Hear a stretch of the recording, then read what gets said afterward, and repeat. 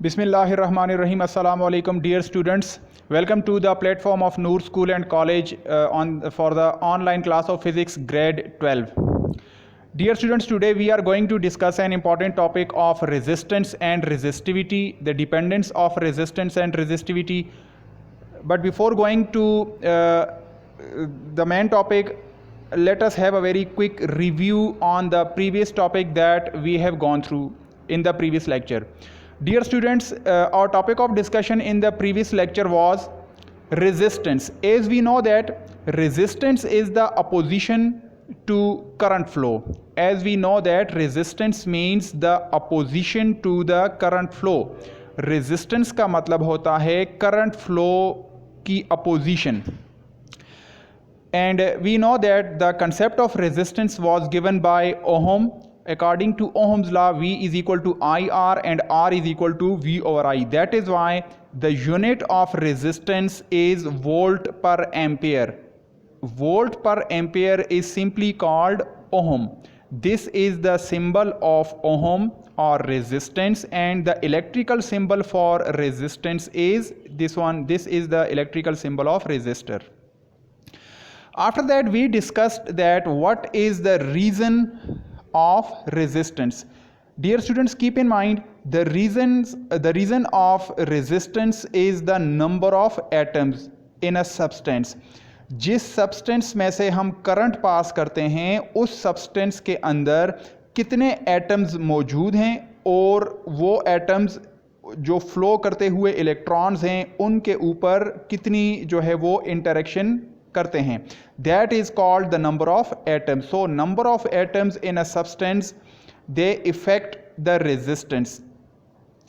Dependence के resistance किस चीज़ पर डिपेंड करती है. We know that the resistance of a substance depends on three factors: length, area and temperature. In the previous lecture, we discussed two physical factors which are length and area.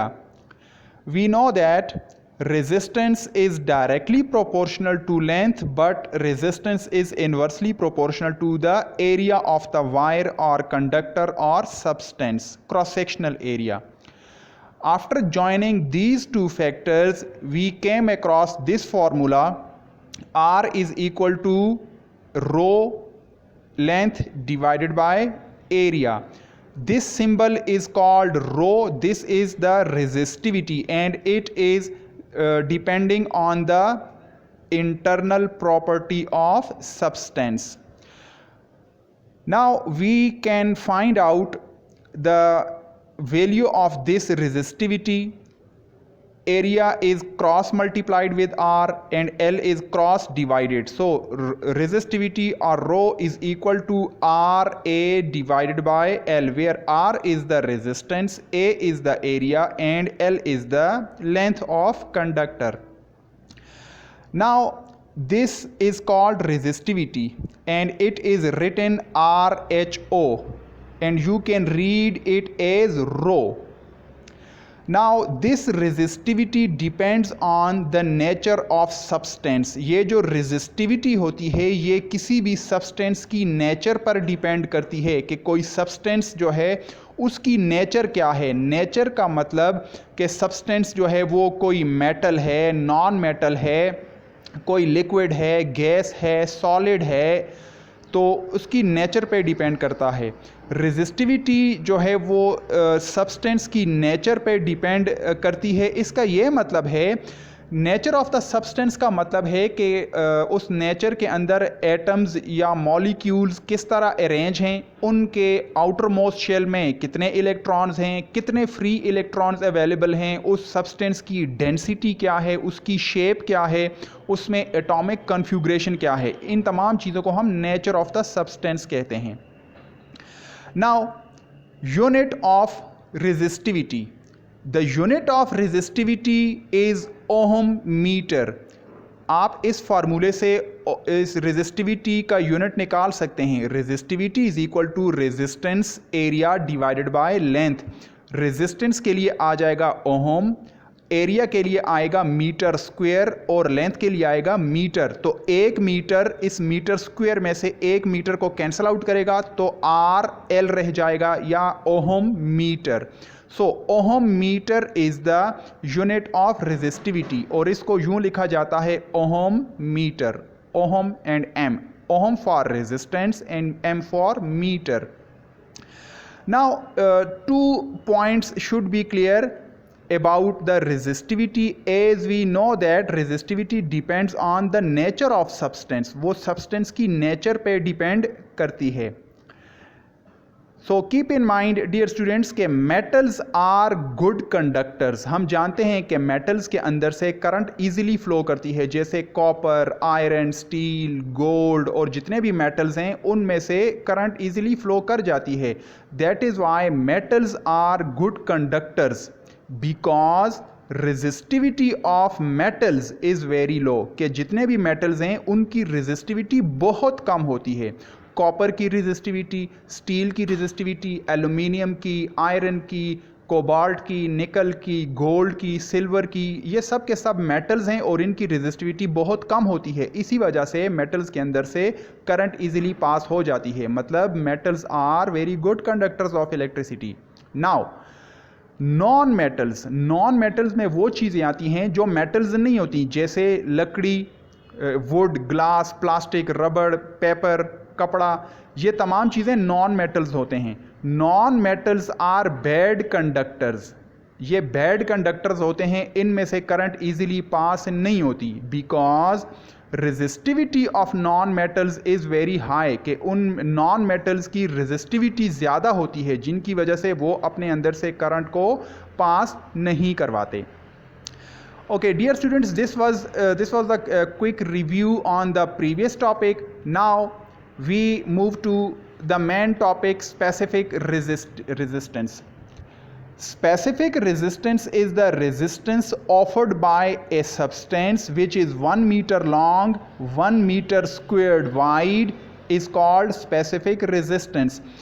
किसी भी substance की specific resistance वो resistance होती है कि अगर वो substance 1 metre long हो, 1 मीटर स्क्वायर वाइड हो। वाइड का मतलब उसके एरिया की बात हो रही है कि उसका cross sectional area 1 meter square हो और उस सब्सटेंस की लेंथ 1 मीटर हो। यानी जब फॉर एग्जांपल आपके पास कोई वायर है, कॉपर वायर कंसिडर करें, जिसकी लंबाई है 1 मीटर और उसका क्रॉस सेक्शनल एरिया जो है वो 1 मीटर स्क्वायर है, तो वो जो कॉपर वायर आपको जो स्पेसिफिक रेजिस्टेंस देगा, उसे हम स्पेसिफिक रेजिस्टेंस कहते हैं। स्पेसिफिक के लिए बस ये बात याद रखें कि लेंथ 1 मीटर होना चाहिए और एरिया भी 1 मीटर स्क्वायर होना चाहिए। This is called specific resistance, the resistance offered by a substance which is 1 meter long and 1 meter squared wide.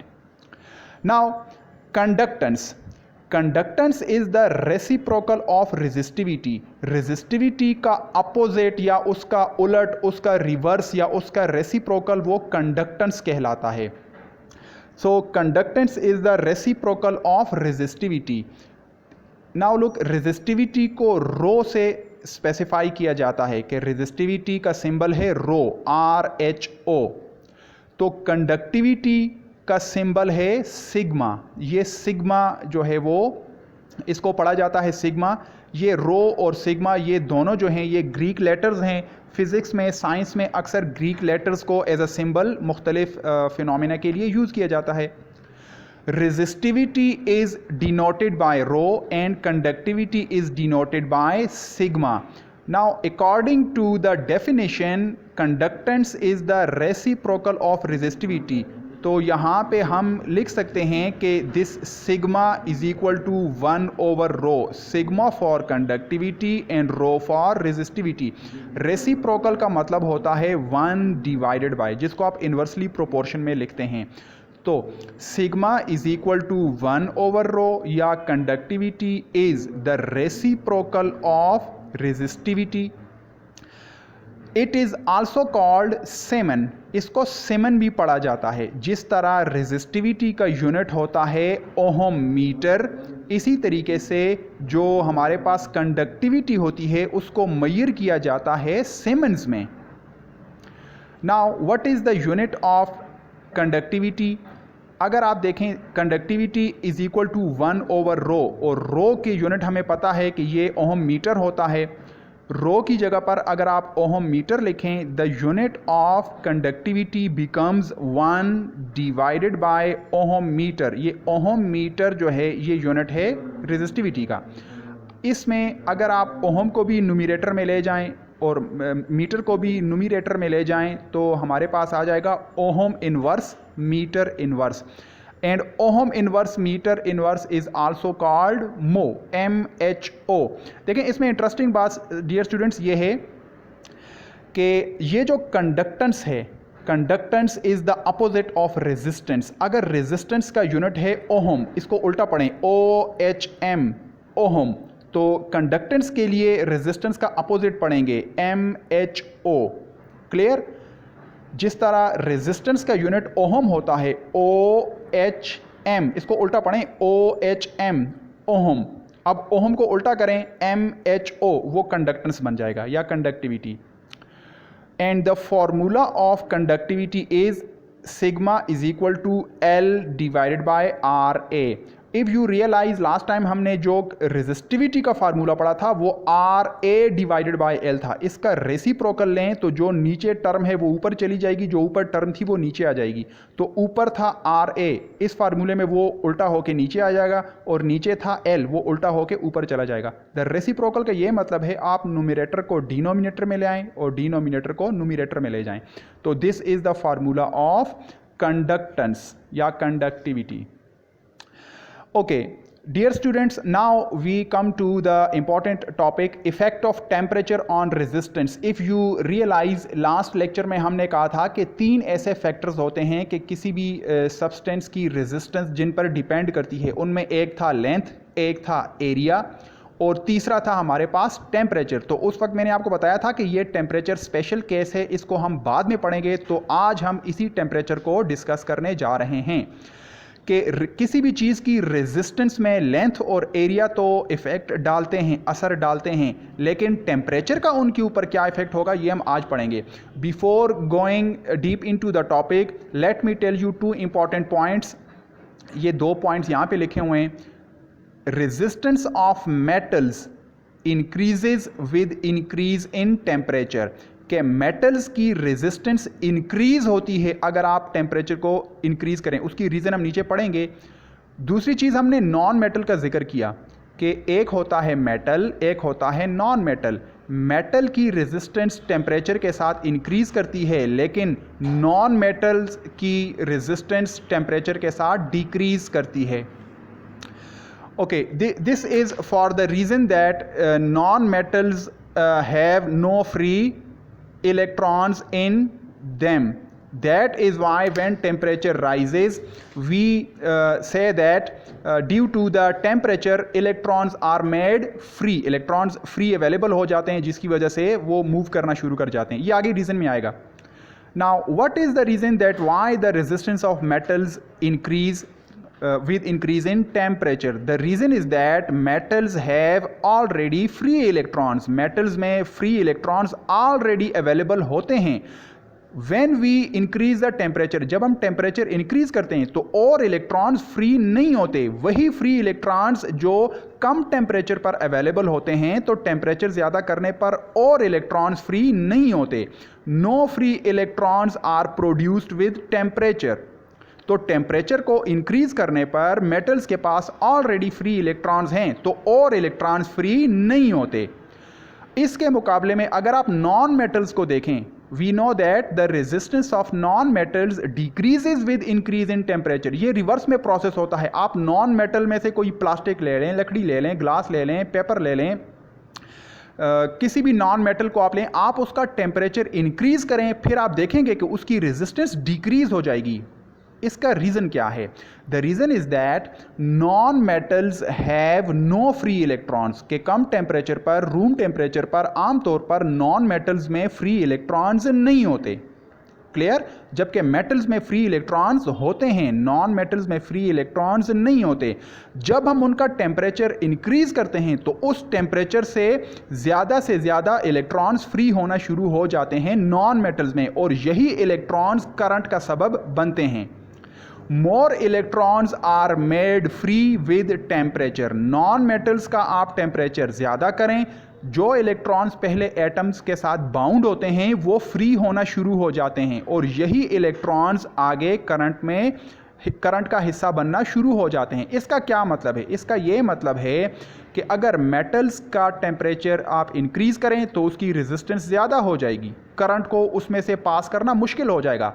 इसके मुकाबले में नॉन मेटल्स का टेम्परेचर ज़्यादा करें, उसकी रेजिस्टेंस डिक्रीज हो जाएगी। मतलब नॉन मेटल्स का टेम्परेचर इंक्रीज करने पर उनमें से करंट इजीली फ्लो करना शुरू कर जाती है। ये दो रिवर्स प्रोसेसेस हैं मेटल्स और नॉन मेटल्स में टेम्परेचर के हवाले से।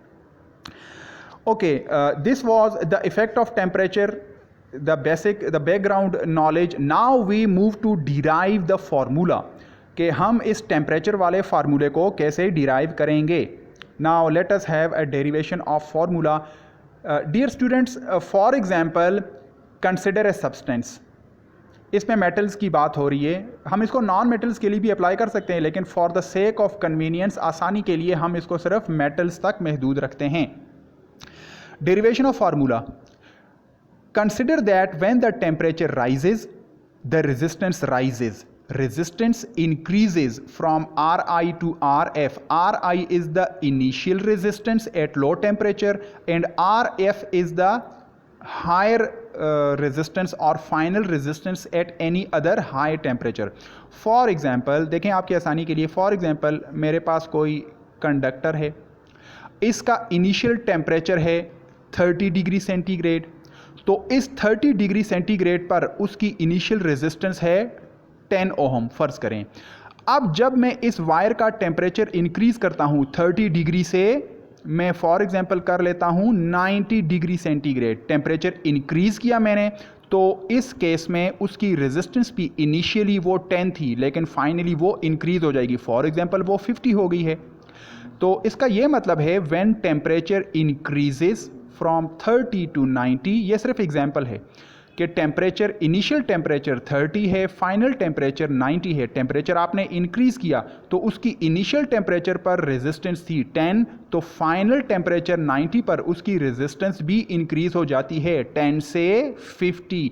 तो Ri is the initial resistance, Rf is the final resistance, Ti is the initial temperature and Tf is the final temperature. इसका यही मतलब है कि when we increase the temperature the resistance also increases from Ri to Rf। ये metals के लिए हम बात कर रहे हैं। ओके, दूसरी बात, resistance increases due to temperature. ये बात क्लियर है कि जब भी हम टेम्परेचर राइज करेंगे तो रेजिस्टेंस इंक्रीज होगी, और कितनी इंक्रीज हो जाएगी? Ri से Rf, इनिशियल से फाइनल। ओके, नाउ हम जानते हैं कि जब भी कोई चीज़ चेंज होती है, इंक्रीज होती है Ri से Rf, उसको हम रिप्रेजेंट करते हैं delta R, change in resistance. So the change in resistance is directly proportional to initial resistance, कि किसी भी चीज़ की इनिशियल रेजिस्टेंस कितनी थी, जिस चीज़ की इनिशियल रेजिस्टेंस ज़्यादा होती है उसमें चेंज भी ज़्यादा आता है। जिसकी इनिशियल रेजिस्टेंस, कम टेम्परेचर पर रेजिस्टेंस अगर कम है तो उसमें चेंज भी कम आएगा। That is why delta R is directly proportional to Ri, यानी the change in resistance depends on the initial resistance and change in resistance is directly proportional to change in temperature। जितना ज़्यादा temperature आप increase करेंगे उतनी ही resistance भी increase होगी। तो दो हमारे पास ये रिलेशंस हैं, इनको कंबाइन करें तो delta R is directly proportional to Ri delta T. Now delta R is equal to constant, यहाँ पे साइन ऑफ प्रोपोर्शनैलिटी को हटाकर हम कांस्टेंट और इज इक्वल टू रख सकते हैं, तो ये हो जाएगा delta R is equal to constant Ri delta T. This constant is alpha, इसको एल्फ़ा पढ़ें, this is not sigma not rho, ये एल्फ़ा है। Delta R is equal to alpha R I delta T. Since delta R is equal to R F minus R I, ये value यहाँ पे put करें तो R F minus R I is equal to alpha R I delta T.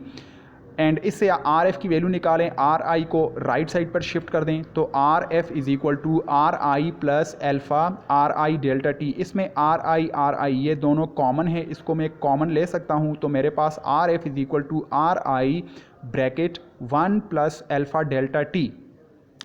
ये जो alpha है a alpha, this is called alpha and it is the temperature coefficient. ये temperature coefficient होता है और ये डिपेंड करता है नेचर ऑफ सब्सटेंस पे कि वो सब्सटेंस किस नेचर का है, मेटल है, नॉन मेटल है, उसमें एटम्स कितने हैं, उसकी डेंसिटी कितनी है, उसकी शेप क्या है। Now by using this formula, इस फार्मूले को यूज़ करके या इस फार्मूले को यूज़ करके आप अल्फ़ा की वैल्यू निकाल सकते हैं। Alpha is equal to delta R divided by R I delta T. Now if you find out the unit, तो ऊपर भी रेजिस्टेंस नीचे भी रेजिस्टेंस, तो रेजिस्टेंस के यूनिट्स ओहम कैंसिल हो जाएंगे, सिर्फ टेम्परेचर का यूनिट रह जाएगा विच इज़ केल्विन, और टेम्परेचर डिनोमिनेटर में है तो the unit of alpha is kelvin inverse. In terms of resistivity, ये तो इन टर्म्स ऑफ रेजिस्टेंस है, तो इन टर्म्स ऑफ रेजिस्टिविटी यही फार्मूला बन जाएगा, alpha is equal to delta rho, R की जगह पे रो आ जाएगा, यहाँ पर आर आई है तो ये बन जाएगा रो आई इन टर्म्स ऑफ रेजिस्टिविटी, बाकी डेल्टा टी उसी तरह रहेगा। तो रेजिस्टिविटी का यूनिट कैंसिल, फिर भी हमारे पास टेम्परेचर का यूनिट यहाँ पे अल्फ़ा का आएगा। Dear students, I would like to wish you all the best. Please make your notes, try to understand all these topics and try to solve them. Please make your notes. Thank you very much.